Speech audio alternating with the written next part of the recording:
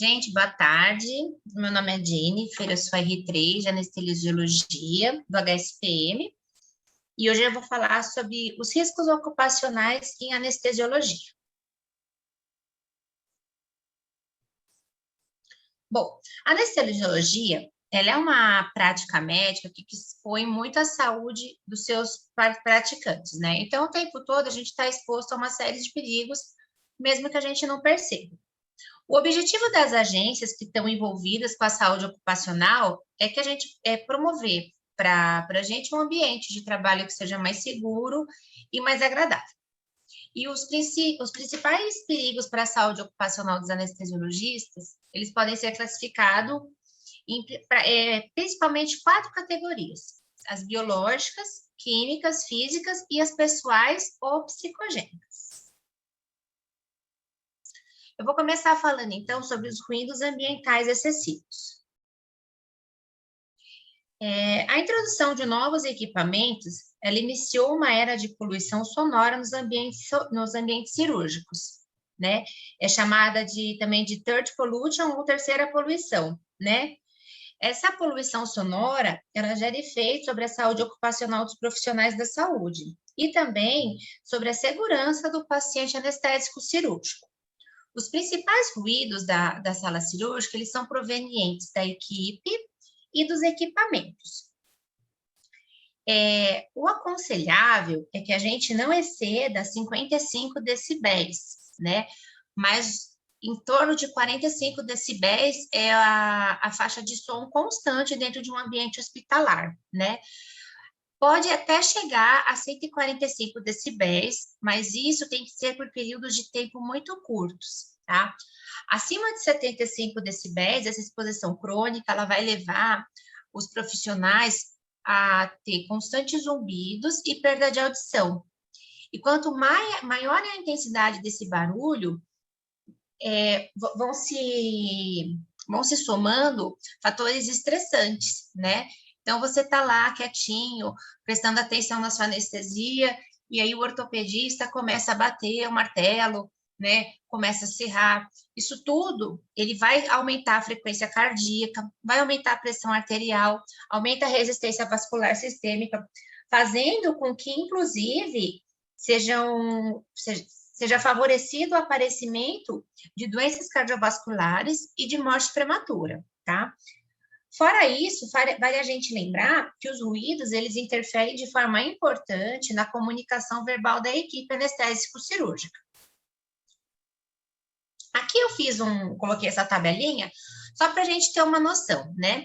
Então, até 60 decibéis é o volume normal de conversação. 74 decibéis é o volume do aspirador, tá?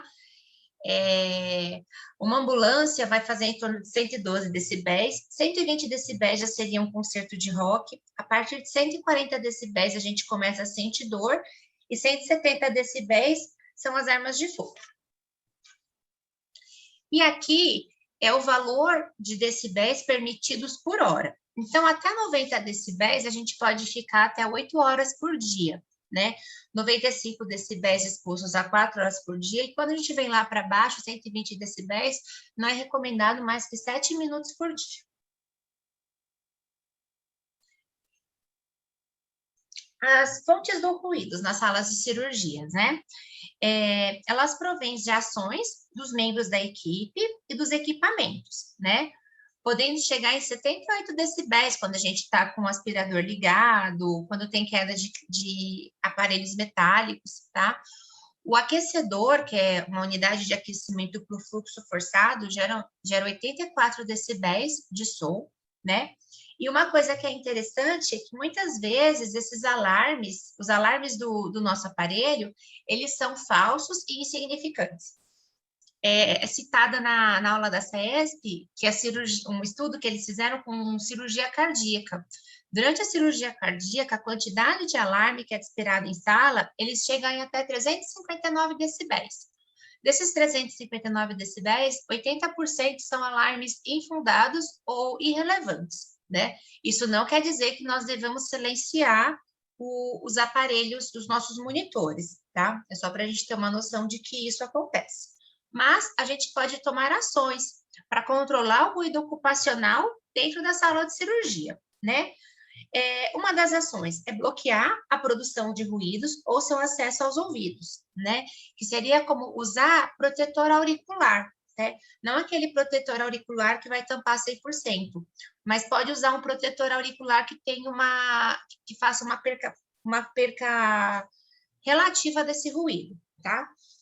Outra coisa é desenvolver programas de treinamento da equipe em relação ao ruído ocupacional. Isso diz respeito em relação à equipe de anestesia, em relação à equipe cirúrgica, em relação aos circulantes da sala, evitar a conversa paralela, evitar som alto, tudo isso atrapalha bastante a nossa concentração e nosso desempenho. E também tem a parte da arquitetura, né? Que seria a elaboração dos projetos funcionais. Seriam salas que facilitem, né, a prolaxia e evitem a reverberação, que é aquele som que fica se perpetuando, tá? Em relação ao paciente, né, os ruídos excessivos, eles fazem mal para nós, como anestesiologistas, mas também para o paciente. Os pacientes, quando eles são anestesiados, eles são mais vulneráveis aos traumas acústicos. A gente tem um músculo dentro do ouvido que se chama estapédio, e esse músculo, ele se contrai quando a gente está na presença de um som muito elevado. Determinados fármacos anestésicos, eles vão enfraquecer o músculo estapédio, e aí o paciente fica mais exposto aos altos ruídos. Ele pode, inclusive, ter perda de audição. Outra coisa, o barulho, ele é muito estressante para o paciente, ele está entrando num ambiente que não é dele, né, despido, muitas vezes pessoas que ele não conhecem, aquela conversa, aquele som, aquela risada, não é agradável para o paciente. E esse paciente estressado, ele vai necessitar de mais doses de medicamentos. Esse aqui é um quadrinho que ele fala dos alertas da ASA, né? Referente aos ruídos em salas de cirurgia, né? Então, é um resuminho do que a gente falou, que as salas costumam ser ruidosas, que os sons são refletidos, e aí muitas vezes a gente não consegue nem localizar de onde eles vêm, que os níveis de ruídos vão interferir na comunicação e na percepção dos alarmes, né? Isso é importante. O nível de ruído aceitável é aquele que permite a gente, pela audição, avaliar o som emitido pelo oxímetro de pulso. Para os R1s que estão começando agora, vocês vão se habituar muito isso, a estar só ouvindo o monitor e falar, nossa, meu paciente está saturando. E é muito importante a gente conseguir ter essa percepção dentro da sala de cirurgia, tá? As causas mais frequentes são conversas, contatos de materiais metálicos, né? E sobre o projeto arquitetônico que a gente falou anteriormente.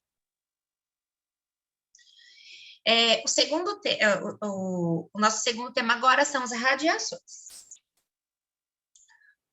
Com a presença da tecnologia na medicina, nós, anestesiologistas, estamos frequentemente expostos a radiações, sobretudo em ambientes de diagnóstico e de intervenção, mas não somente isso, durante cirurgias ortopédicas também, né, a gente acaba ficando exposto a muita radiação. E para nos proteger, existe a radioproteção. Radioproteção são medidas que existem para proteger o profissional, os seus dependentes e o meio ambiente contra o efeito das radiações ionizantes. O anestesiologista, ele é exposto até 6 vezes mais à radiação do que outras áreas médicas. E os efeitos dessa radiação se dá sobre esses diferentes sistemas. Na córnea, né, podendo levar a catarata, na pele, podendo levar a queimaduras, no couro cabeludo, podendo levar a alopécia, e nos órgãos reprodutores, podendo causar infertilidade.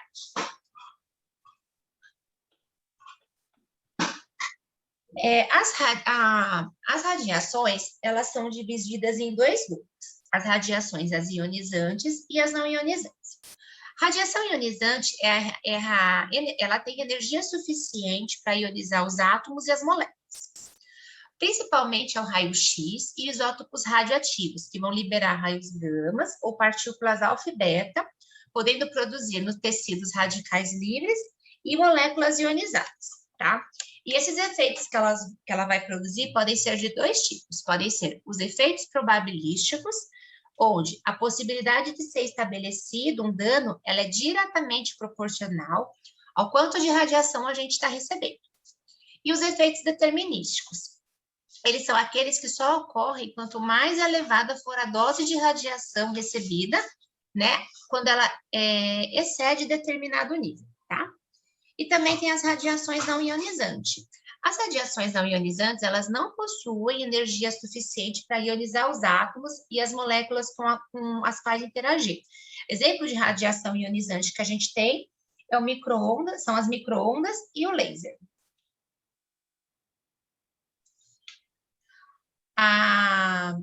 As doses recomendadas de radiação que a gente pode receber seria até 15 mSv ano, né, sendo o máximo permitido de 20, né? Vale a pena a gente atentar com a tireoide. Muitas vezes a gente está no centro cirúrgico, a gente usa o avental de chumbo, mas não protege a tireoide. Só a tireoide sem o colar de proteção consegue receber 7,8 mSv, tá? Como método de proteção, o que a gente tem? O avental está blindado, né? Então, vocês vão ver que dentro do centro cirúrgico, principalmente o pessoal da ortopedia e da uro, quando eles vão entrar em cirurgia, eles sempre colocam um avental azul, né? Lá no nosso serviço, ele é um azul marinho. É um avental bem pesado, tá? Ele tem que ter uma espessura mínima de 5 milímetros, né? E ele vai ser de chumbo ou equivalente, tá? A gente tem que usar proteção para tireoide, mesmo que às vezes seja chato ficar com aquela coisinha no pescoço, ela é importante, tá? Para mãos e olhos, para a gente não é tão essencial, porque nossa mão não fica diretamente sobre a fonte de radiação, como no pessoal da vascular. Mas se for ficar, ou se a gente for ficar olhando diretamente para a radiação, a gente precisa também de proteção para as mãos e para os olhos. São os óculos com lentes de 0,5 a 75 milímetros de espessura. Mas um recurso que a gente usa bastante é manter a distância, né? Então, quando a gente está a uma distância de 91,5 centímetros, a exposição é mínima, tá? A gente também tem que monitorizar o quanto a gente está tomando de radiação com o dosímetro. O pessoal que trabalha que fica muito ai, agora sumiu o nome. Que fica diretamente com radiação, né, que trabalha com essa parte de exame, eles usam como se fosse um crachazinho, que é um dosímetro, e ele dosa o quanto de radiação a pessoa está recebendo. E aí, em determinado nível, ela tem que fazer exame, ficar um tempo afastada, tá? Aí aqui foi o que eu já falei, sobre os efeitos que a radiação pode causar nas pessoas, na gente. Aqui, esse quadrinho, ele fala sobre as estratégias práticas e medidas de proteção contra radiações excessivas. E aí ele vai dividir, né? O que são fatores modificáveis e o que não é modificável. Então, o que a gente pode fazer e o que a gente não pode, né? Então, duração da exposição. Então, se você está com um paciente que está mega instável, você não pegou o avental, você precisa estar lá naquele momento, aquilo você podia ter modificado colocando o seu avental antes, né? Ou tentando ficar lá perto dele o menos possível. A distância do equipamento emissor da radiação, né? Geralmente o pessoal da ortopedia eles até avisam, vai escopar, né? Então a gente consegue se afastar. O uso de barreiras protetoras, né? A educação da equipe e a monitorização da radiação. O que a gente não consegue modificar, né? É a complexidade da enfermidade do paciente, então, tanto de radiação que vai ter que acontecer durante a cirurgia, né? E as características do paciente, superfície corporal, sexo, se ele já foi exposto à radiação. Só uma coisinha que eu não coloquei, que o laser, ele é muito perigoso para os olhos, tá? Hoje ele exerce maior perigo e também tem que usar óculos de proteção com laser.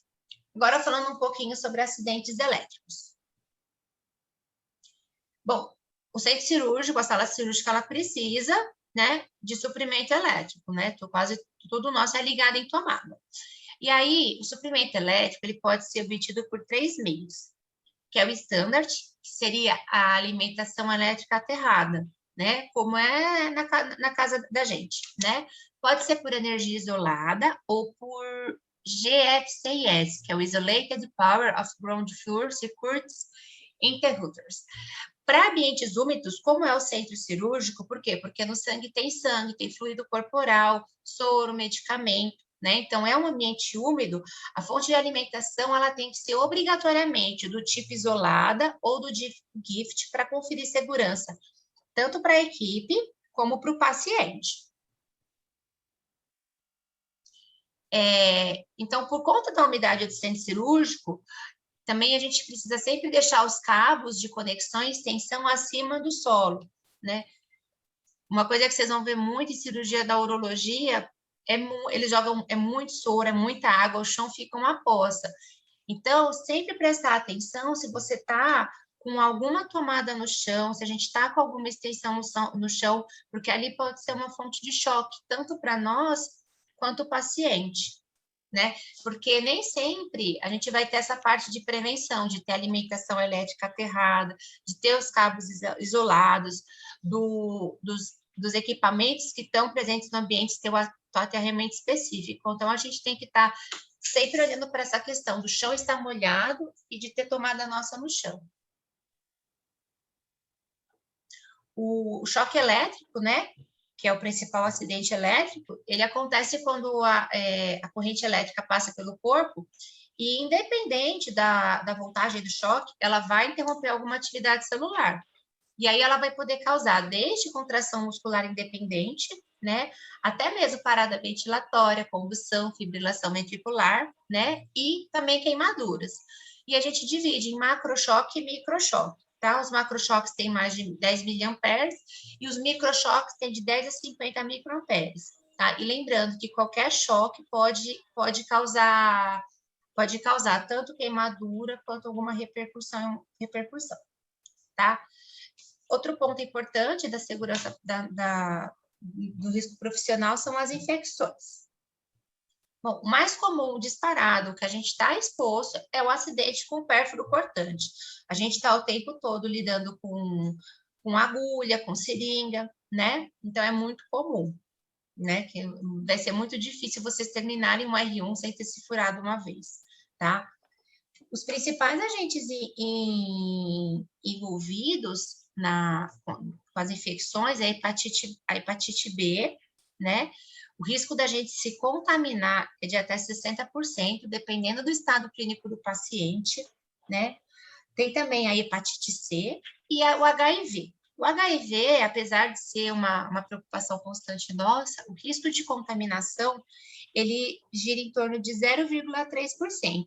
Isso porque, né, no geral, para esses três que eu citei agora, o risco da gente contrair a infecção, ele vai depender da extensão da lesão, da quantidade de fluido do paciente que estava presente, da condição sistêmica nossa, das características dos organismos presentes, da condição clínica do paciente fonte, né, e do que a gente fizer no momento que ocorreu o acidente, tá?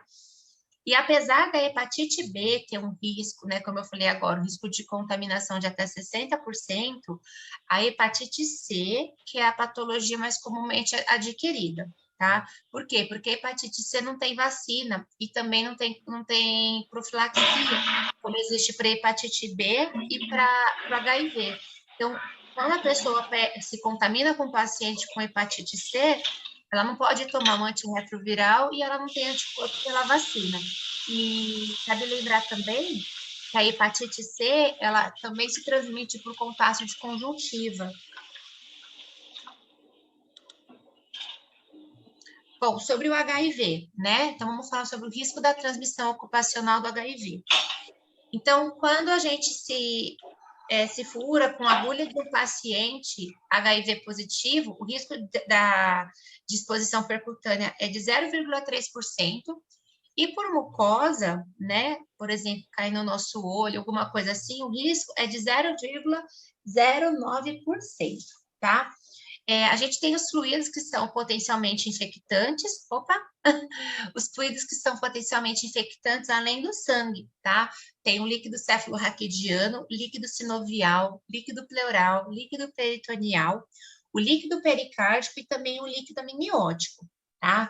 A possibilidade de contágio com HIV, ela é muito menor quando comparada com a hepatite B e com a hepatite C. E uma coisa importante, pode ocorrer infecção mesmo que o paciente não tenha viremia. Então, mesmo que a gente, né, vai entrar numa cirurgia, o paciente tem carga viral indetectável, tem que tomar cuidado com as precauções universais, porque esse paciente com carga viral indetectável, ele sim transmite e pode contaminar a gente. Aí, então, em relação ao HIV e a hepatite B, hepatite C, existem precauções universais. Usar luva dupla, tá? Então, a gente vai colocar, quando a gente for entrar numa sala, esse paciente é hepatite B, hepatite C, HIV. Lá no HSPM, vocês vão ver isso pouco, mas quando vocês rodarem no Leonor, que acaba atendendo uma população que é um pouquinho mais desfavorecida, muito morador de rua, né, paciente em situação mais vulnerável, chega muito paciente lá com HIV, com hepatite C. Então, usa a luva dupla, né, tirou a luva, lava a mão depois da retirada, usa máscara, usa avental, bota, eu sei que a gente acaba não usando, mas de preferência usar crocs fechado, né, e usar óculos de proteção por conta do contágio de mucosa. Não reinserir agulha em capa, né? Acaba que vira um hábito comum da gente, aspira, fecha a agulha, guarda, né, para guardar a seringa, mas não pode, principalmente nesses pacientes que são sabidamente, né, fonte sabidamente conhecida, não insere, joga fora, vai jogando tudo na caixinha de pérfuro, tá? E fazer a higienização de todo o material de anestesia com peróxido de hidrogênio ou com óxido de etileno. Isso quando acabar a cirurgia, para a equipe que for fazer a higienização.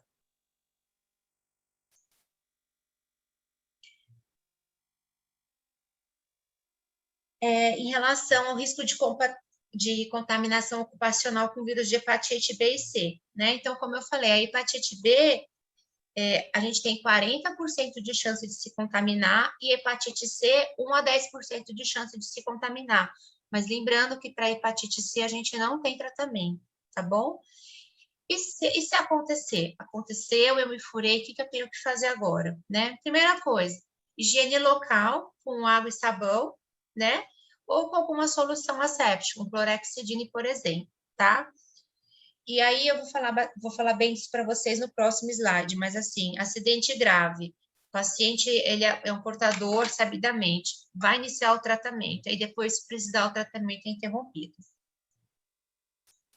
Então, aqui nesse quadrinho, ele tem o procedimentos recomendados em caso de exposição a material biológico, tá?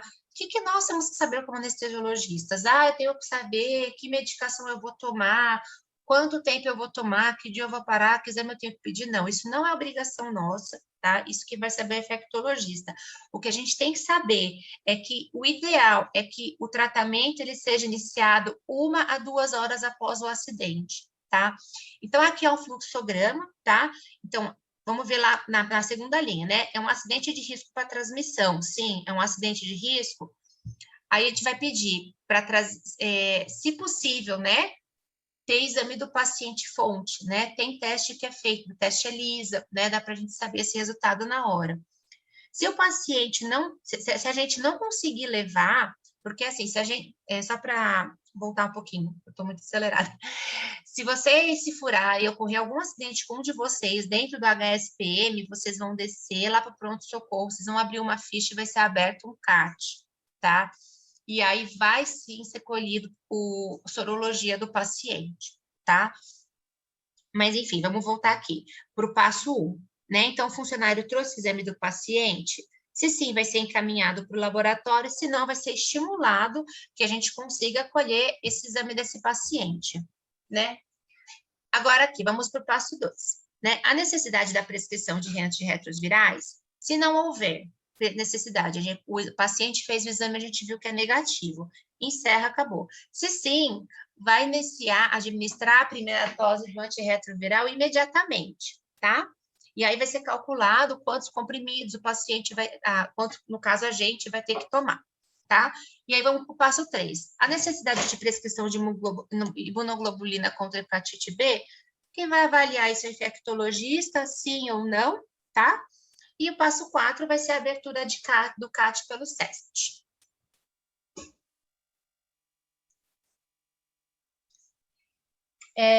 Bom, em relação à poluição anestésica, o heteroprotóxido e o alotano, que é o que a gente acaba mais usando, eles podem causar alto índice de cefaleia, fadiga, irritabilidade, né? Além de efeitos adversos sobre a reprodução e uma maior incidência de neoplasia linfática. Então, vocês vão ver, quando, dependendo da cirurgia que você estiver, em pediátrica, que fica usando muito baraca, é batata. Final do dia, tá com dor de cabeça, aquele sono que não passa por nada, tá? E os anestésicos inalatórios, eles têm os mecanismos de toxicidade por efeitos diretos ou por efeitos indiretos. Cabe lembrar que é somente o protóxido que vai gerar efeito tóxico direto, tá? Os outros agentes inalatórios, eles agem principalmente pelos seus metabólitos, né? Que vão ser resultantes do metabolismo hepático renal. Aqui vou falar um pouquinho, então, sobre os efeitos dos anestésicos inalatórios sobre a saúde ocupacional dos profissionais. O óxido nitroso, queda de fertilidade quando não tem sistema de exaustão, tá? Sobre os outros agentes halogenados, tem pouca evidência sobre o desflurano e o sevoflurano, o isoflurano, o enflurano e o desflurano. O que se sabe é que o protóxido e o alotano, a longo prazo, eles podem causar mutagenicidade. Então, os fatores que vão influenciar a poluição ambiental em sala de cirurgia, né? O ideal é que tenha sistema de exaustão efetivo próximo da válvula expiratória, tá? Então, lá dentro no carrinho de anestesia, né, vocês vão ver que a gente tem um ramo inspiratório e um ramo expiratório, e eles têm uma válvula. Ali tem que ter um sistema de exaustão, né? É um circuito fechado, então, virando tirar o anestésico inalatório do ambiente. Mas quando usa baraca, a gente acaba não conseguindo ter esse sistema de exaustão. E um outro indicativo também seria o fluxo de admissão de oxigênio em baixo fluxo, tá? Um fluxo menor que 1 litro minuto, se a gente não tiver outra alternativa, tiver que usar o sistema aberto. Bom, o que a gente pode tomar de atitude para diminuir a poluição dentro da sala cirúrgica, né? Quando for fazer a indução inalatória, fazer uma boa aderência da máscara na face, tá? Desconectar o suprimento de oxigênio de protóxido do sistema de ventilação. Nunca inalar agente anestésico inalatório, tá? Os testes de vazamento, eles devem ser feitos apenas com oxigênio e evitar ligar o vaporizador ou fazer protóxido na mistura, né, antes de finalizar a intubação, tá? E evitar desconectar a traqueia. Essa questão de evitar desconectar a traqueia, vocês vão ver isso sendo feito, quando acaba a anestesia, o paciente estava com anestesia inalatória, aí eu quero que ele acorde logo.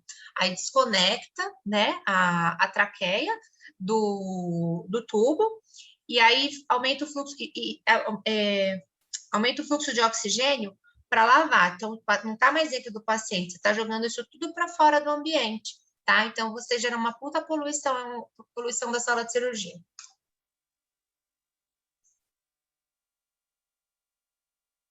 Pode passar.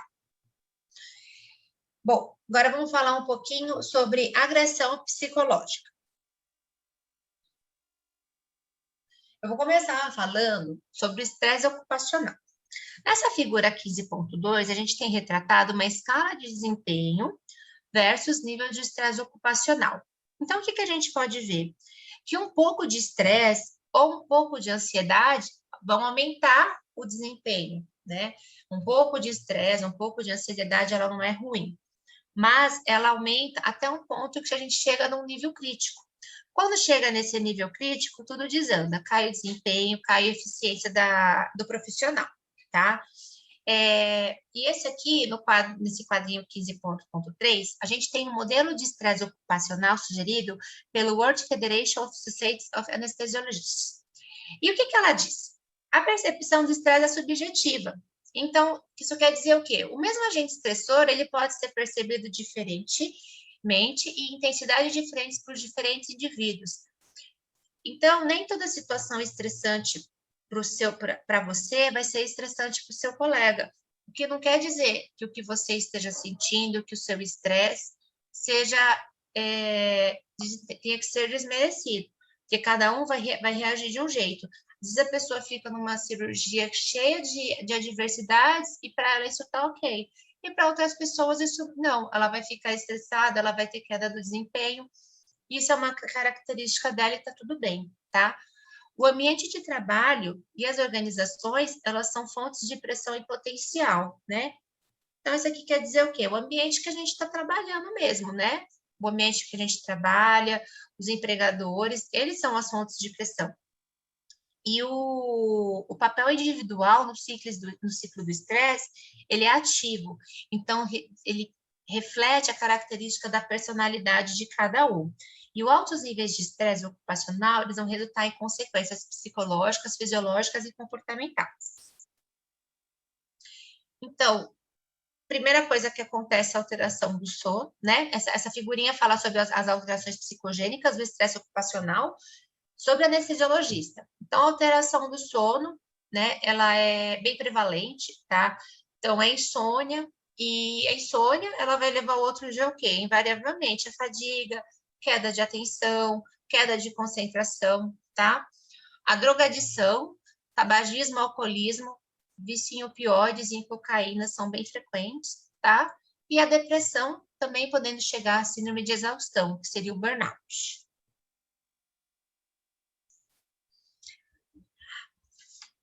Bom, sobre depressão psicogênica, né? Fadiga e síndrome de exaustão burnout em estudantes de anestesia, em estudantes e residentes. A residência, ela é um lugar de muita competitividade. Em muitos lugares, as pessoas, os residentes, eles se veem com muita autonomia, sem ter o devido suporte, né? Então, vocês devem ter conversado com um colega que está no R1, no segundo mês do R1, e é colocado numa cardíaca e, tipo, cadê o assistente? Não tem, tá? Isso gera muito estresse, né? E o medo de ser exposto, né? Uma coisa também que é muito prevalente em médico é o autotratamento, né? Então, a pessoa, ela tá vendo que ela tá com estresse muito alto, ou que ela tá com insônia, e eles não, a gente, né, como médico, a gente não procura tratamento, muito difícil. Vocês vão perceber ao longo da residência, vocês vão ver muito colega falando, tô tomando ansiolítico, tô tomando indutor do sono, porque a gente sabe, né, a medicação a gente consegue comprar, então o autotratamento ele é muito prevalente e é péssimo, tá? O alcoolismo, né, e outros transtornos psicogênicos. A depressão, a síndrome de exaustão e a dependência química, elas são intensificadas pelo medo de punição, tá? O medo de você ir buscar ajuda, tá? Outra coisa também que é bem prejudicial é a carga horária, né? A gente sabe que tem especialidades que chegam a fazer carga horária de 160 horas por semana, tá? O preconceito, né? Então, se você é um residente que fala assim, olha, eu tô cansado, né? Ou é o pós-plantão, eu queria descansar, isso é visto como se você fosse um residente mimimi, né? E o suicídio, né? O suicídio, infelizmente, ele é muito prevalente na classe médica e muito prevalente dentro da anestesia.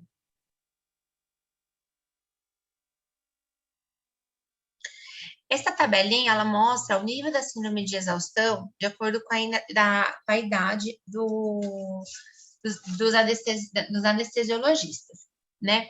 Quando a gente fala em síndrome de exaustão, a gente está falando da síndrome de burnout, né? Burnout, ele significa, né, a tradução dele é continuar queimando, né? E a síndrome de burnout, ela está relacionada com atribuições de níveis, né?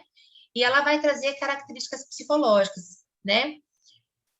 Eu vou falar mais sobre isso no próximo slide, mas o que eu queria mostrar dessa tabelinha é que quando a gente for ver a categoria da síndrome de exaustão, a gente vai ver que ela é mais alta, né? Ela vai chegar em 34% nos mais jovens, né? Os que têm menos de 30 anos. Então, é uma coisa meio preocupante. Então, aqui, a síndrome de burnout, para a gente diagnosticar ela, é usado o Marsh questionário, tá? E ele se baseia em exaustão emocional, né? Então, aquela pessoa que está sempre chorosa, está sempre cansada, desanimada. Despersonalização, que é você não ver mais o próximo, não ver o paciente como uma pessoa. Ele é simplesmente mais um que está ali na sua frente e você precisa tirar ele da sua frente logo, né? E alteração de seus cuidados pessoais. Então, um rapaz que não quer mais fazer a barba, que não liga mais para o cabelo, a menina que gostava de passar um creme no rosto e não quer mais passar, tá? Já são alterações de cuidados pessoais, porque são coisas que a pessoa estava acostumada a fazer, gostava de fazer e deixa de fazer, tá? E a síndrome de burnout, ela não é ruim só para quem sofre ela, né? Ela é ruim também para o paciente, porque ela traz consigo alterações do sono. E como a gente viu anteriormente, a alteração do sono está ligada à segurança do paciente, tá? Existe uma alta relação entre a fadiga ocupacional e erro médico. Também foi feito um estudo entre 1975 e 2009 nos Estados Unidos, né? E ele constatou prevalência química, de dependência química, em quase 0,9%. Desses 0,9%, os que conseguiam sair tinham um alto índice de recaída em até 5 anos. Então, é esse gráficozinho, tá? Que vai mostrar, a gente tem aqui embaixo, mostrando de 0 a 5, os anos após a detecção da desordem de substância, né? E o índice de recaída, e a incidência de recaídas especializantes. Então, a gente pode ver que, assim, a incidência de recaída é muito alta. Aqui a gente tem um quadrinho falando sobre a recomendação para a abordagem do estresse ocupacional, né? Então, as instituições de trabalho, privadas, universitárias, públicas, estaduais, elas têm que ter um sistema de suporte especializado aos profissionais, tá? Da área de atendimento médico, tá? Estimular também que as chefias administrativas e os médicos estabeleçam de maneira conjunta os regimes de trabalho, né? Então, trabalhar em conjunto para evitar que alguém se canse muito mais ou que alguém esteja sofrendo muita sobrecarga. Criar e implementar diretrizes de trabalho para proteger os médicos desses fenômenos patológicos ocupacionais. Incrementar a educação dos profissionais para a necessidade da higiene do sono, né? E para a sua influência na segurança do paciente e do próprio profissional. Oferecer oportunidade para que os colaboradores possam se manifestar, né? Sobre a fadiga ocupacional. E considerar que a fadiga e o estresse ocupacional são potenciais fatores em casos de discussões sobre erro médico. Manter um seguro de saúde institucional que cubra doenças psicogênicas ocupacionais, promover uma flexibilidade de regime de trabalho que respeite a individualidade psíquica e as diferenças de idade dos profissionais, estimular que as instituições considerem a segurança do paciente e de sua equipe como prioridade, limitando a duração semanal da prática clínica, criar protocolos para avaliar complicações médicas e de enfermagem, né, visando melhorar a conduta, estabelecer equipes para avaliar a intervenção rotineira sobre distúrbios psicogênicos, através daquele teste que eu citei para vocês, o teste Marsh, né? Estimular os estudantes, os preceptores, os profissionais a fazer questionários de autoavaliação do seu nível de exaustão, estimular a produção científica na área de saúde ocupacional por meio da participação ativa em simpósios, estimular a elaboração e a publicação de trabalhos científicos referentes a esse tema, tá? E também a publicação de edições especializadas sobre formas de bem-estar ocupacional, né, e suas consequências para o dia a dia. Uma coisa que faltou falar sobre a dependência medicamentosa. Eu lembro quando a gente estava no R1, e quem deu para a gente essa aula foi a doutora Thelma, inclusive, né, que foi a campeã do BBB, e ela falou uma coisa que eu nunca me esqueci, e que eu acho importante passar para vocês que estão começando agora. Independente da situação que vocês estejam passando, nunca, nunca, nunca, nunca usem nenhum medicamento da nossa caixinha, tá? Nenhum opioide, né? Nunca usar Propofol, né? Pode parecer besteira estar falando isso agora, mas vocês lembrem sempre que essa é a nossa profissão, né?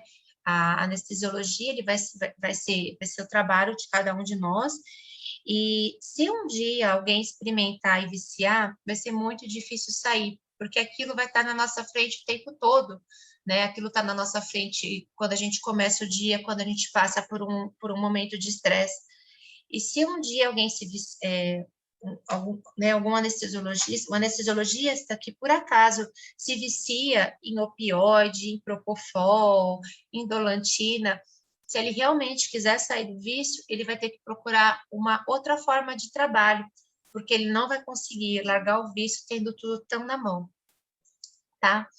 Então, se um dia passar pela cabeça de alguém, gente, lembra disso, que é uma coisa que vai começar e não vai conseguir sair nunca, a não ser que mude de profissão, o que é muito difícil, porque o que a gente sabe fazer é isso, tá? Último item, tá? Bem rapidinho agora, sobre os aspectos ergonômicos da sala de cirurgia, tá? Eu coloquei aqui umas figurinhas, né, para ilustrar o que acontece com a gente, tá? Então, aqui na figura 15.5 e na figura 15.6, a gente vai ver uma relação entre o projeto, né, e a execução da obra. Então, é fio pendurado, é traqueia pendurada, né, é o emaranhando de fios no meio da gente, que é o que é referido na figura 15.6, tá? Que é a síndrome do espaguete, que é o emaranhado dos cabos e tubos oriundos dos equipamentos e monitores. Pode passar? E também em relação à ergonomia, né? A gente tem aqui o mesmo aparelho mostrando uma pessoa alta, né? Totalmente encurvada, tentando utilizar, e do lado uma pessoa baixinha, que também está com a cabeça levantada, com o ombro levantado, né? Não tá adequada para ela. Então, essa ergonomia da sala, a gente tem que estar o tempo todo tentando contornar para não terminar o dia com dor na coluna, com dor nas pernas. Então, quando precisar fazer alguma função, adequar a mesa à nossa altura, né? Adequar o paciente na hora de intubar também, adequar a nossa altura, visando melhorar a ergonomia e o nosso dia a dia de trabalho. Usei de bibliografia o James Manica,